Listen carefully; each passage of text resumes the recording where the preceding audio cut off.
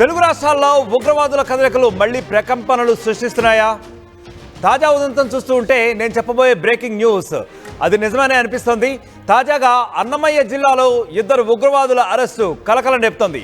రాయచోట్లో ఇద్దరు most wanted ఉగ్రవాదులు arrest అయ్యారు. అబూబాకర్, మన్సూర్ అనే వ్యక్తులను అదుపులోకి తీసుకున్నారు పోలీసులు.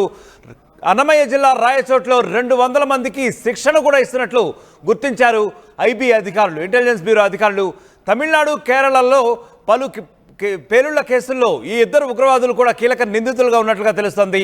గత 30 ఏళ్లుగా వీరిద్దరు కూడా అంటే 1995 నుంచి అబూబాకర్ అనే నిందితుడు పరారీలో ఉన్నాడు.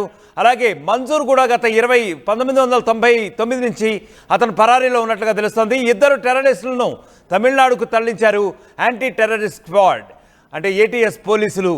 ఇప్పుడు దానికి సంబంధించిన విజువల్స్ చూస్తున్నాము. ఇదే ఏరియాలో ఇక్కడ అన్నమయ్య జిల్లాలో వీరు కొంత చిల్లర దుకాణం కూడా నిర్వహించినట్లుగా తెలుస్తోంది. అనేక ఉగ్ర కార్యకలాపాల్లో పాల్గొని గత 30 ఏళ్లుగా తప్పించుకు తిరుగుతున్న వీరిద్దరిని Tamil Nadu anti terrorism squad ATS పోలీసులు అదుపులోకి తీసుకున్నారు. 1995 నుంచి పరారీలో ఉన్న అబూబాకర్పై అనేక ఉగ్రవాద కార్యకలాపాలకు పాల్పడ్డ కేసులు కూడా ఉన్నాయి.